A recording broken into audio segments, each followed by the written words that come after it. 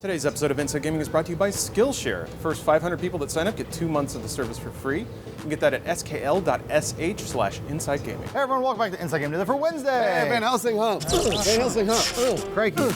Good news, we finally got some concrete details about the upcoming Borderlands 3, and surprise, surprise, we got some spicy controversies on our hands. Yeah, so it's like every other video game announced so far this year. Yeah, we finally got a release date for Borderlands 3, plus a lot of other details about the granddaddy of all looter shooters to share. Lawrence, tell them the details. I'd love to. All right, Gearbox released an announced trailer with a release date, September 13th. So we got a bit to wait, but a little more than 5 months away. It's not bad, Not bad, no. Have plenty of treats in the meantime, and we finally got some cover art that doesn't involve somebody blowing his brains out. You know, the whole like 2 fingers thing, which is a bummer. I guess they didn't go with a psycho with 3 arms. I thought that's what they were gonna do. Yeah, is that what they're gonna do? I photoshopped one. I thought it was cute. The cover art definitely has a Jesus-y vibe to it. Well, if the Prince of Peace was surrounded by a bunch of guns, that is. Yeah, That's fine. It says, give me your tired, your poor, your huddled masses, and I will shoot them in the face. Pretty sure that is from the Statue of Liberty, actually. Yeah, that's not from Jesus at all. Steam just threw itself down the stairs because Borderlands gonna be coming to the Epic Games store. First, Lawrence, tell them about it. Yeah, that's not good. So right near at the end of the trailer, we see all the platforms it's coming to, the old logos. You see Xbox One, PlayStation Store, and Epic Games. Yeah, that means what you think it does. You gotta ring the Epic exclusive deal bell again. It's just for 6 months this time as opposed to a year, which a lot of other exclusivity deals have been, but PC gamers are already mad. Yeah, it even looks like Gearbox delisted an earlier announcement trailer after it got downvoted to oblivion by players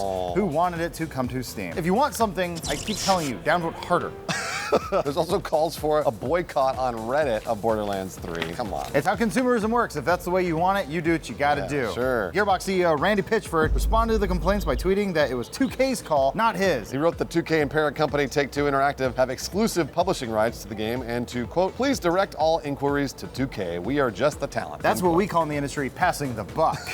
Whoever made this call, it's another sign that Epic is playing hardball when it comes to this new game store. And they're clearly going after every big new release that they can. Yeah, Lawrence, what other games have we seen it with? Division 2 and Metro Exodus are some of the big ones. Yep. Some of the like core PC games that have made the switch and a lot of people are crying foul over. As for the game itself, we learned the name of all the Vault Hunters, so we got some more information to go with. There's Mose, the gunner, who has a little mech bear along for the ride. It's That's cute. Borderlands Cool. wacky. Yeah, that's cool. Like bears. We got Flak, except they used a 4 instead of an A Oh, Elite Speak. because they're hip with the kids using hacker slang from 20 years ago. But yeah, Flak is the Beastmaster who has some pets to help him out fighting all the bad guys. I still want those ferrets. You give them to me. Amara is the melee character with a bunch of arms, and finally Zane is the assassin / stealth type character who we saw summoning a hologram of himself in the previous video. Yeah, and they'll be squaring off the Calypso twins, I think I had their album, who are described as uniting the bandit clans and claiming the galaxy's ultimate power. Oh, That's nebulous. And there's a bunch of psychos and fetish masks because, of course, it's Borderlands. Sure, why not? Ever since the Road Warrior, the dystopian future, it's basically all full of leather daddies, and we couldn't be happier. Give me the bomb. I guess when you have no food, no water, or shelter, at least you can get your rocks off by having an angry man step on your balls. You can do that now too. Here's what else we've learned. Obviously, co-op play is a huge part of Borderlands. We found a clue that it might have cross-platform play as well. What, Lawrence, really? I know, maybe. It might be happening. That's because the game's page on the Microsoft Store has a cross-platform co-op tag. Wow. It's hard to guess what that means specifically. Most likely we'll have cross-play between Xbox and PC because Sony hasn't learned how to play nice yet. So that's good news for all the Vault Hunters that start the game over 1 million times because they finally found a group of friends on a different platform that said they would play. And then they fell off the face of the earth and don't respond to your text messages anymore. And then you end up playing the beginning of Borderlands 2 like 8 times with different characters.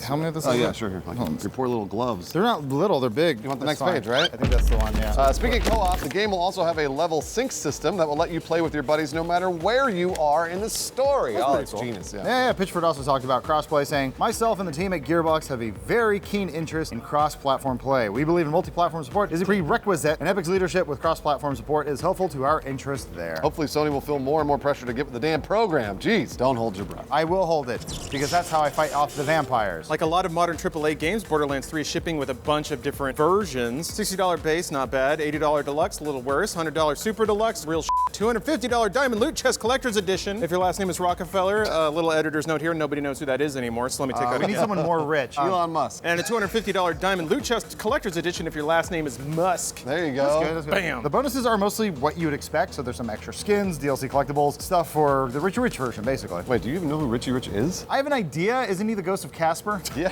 Switch that, he reverse is. it. We'd say Kylie Jenner because she is the youngest billionaire ever. Oh, she didn't deserve it. She got it. I'm sorry, she didn't earn it. Just like a rich kid who's whose parents bribed to college, the more expensive versions of Borderlands will make your vault hunting life easier. Starting with the $80 deluxe version, there's also something called the XP and Loot Drop Boost mods. Lawrence, really? They didn't elaborate really, but it's not hard to figure out what that means because it kind of tells you pay more money, level up faster, get better loot. Stuff like this is always weird in games like this. I mean, it's okay though, because essentially you're not playing against each other, you're playing with each other. Yeah. So this probably isn't going to draw the backlash that games like Battlefront 2 did after it put pay-to-win mechanics in a multiplayer game. Competitive. Right. But we are seeing more and more AAA games put microtransactions that let you skip the grind. So speaking of which, Assassin's Creed Odyssey had optional XP boosters and upgrade materials that you could buy for real money. That drew some grumbling, but considering that most of the stuff could be obtained for free, it seemed to blow over. Yeah, I'm sure for every complaint that we have or the masses have, there is some poor father out there that works 80 hours a week and he still wants to play a game. If he's got the cash, I suppose we have, fine, just let him do it. It doesn't affect me, so it's okay. Again, though, it's another sign that publishers are still looking for ways to further monetize their games while not pissing off the players. Really though, if you're paying real money to play a game, why would you pay more money to skip playing the game, Lawrence? I don't know. One would theorize that you would need to do it to catch up with your friends,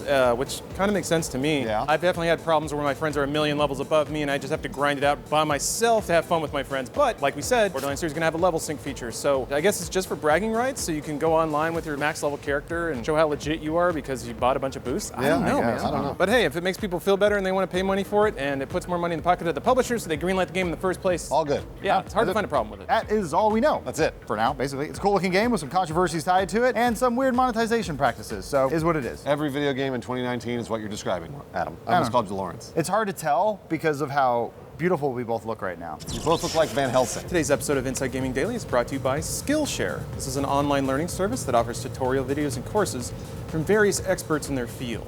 Being a high-powered stockbroker, I of course chose to learn about cocktails. I actually did learn a lot in the opening moments. They walked me through all the basic instruments and told me how to pour some mixed drinks. Turns out you just don't pour a bunch of crap into a glass. There's actual science behind it.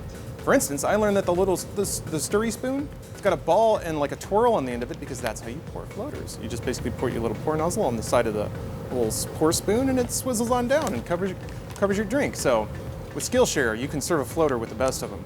Remember I said that. It's affordable. Annual subscriptions are less than $10 a month. And the first 500 people that go to our URL can get a 2-month subscription for free. That's at skl.sh/insidegaming. Once more, that's skl.sh/insidegaming for 2 months free for the first 500 people. Thank you, Skillshare, for the sponsorship. Our looter shooters are right now, too. Good point. Yeah, so will Borderlands 3 have the same impact the first two had? The landscape is a lot different than when the first two games come out. Back then, it wasn't common for a game to shower you with a constant stream of guns and rewards or to be a co-op action RPG. I think in 2019, that formula has been replicated by a bunch of games like Destiny 2, Warframe, which is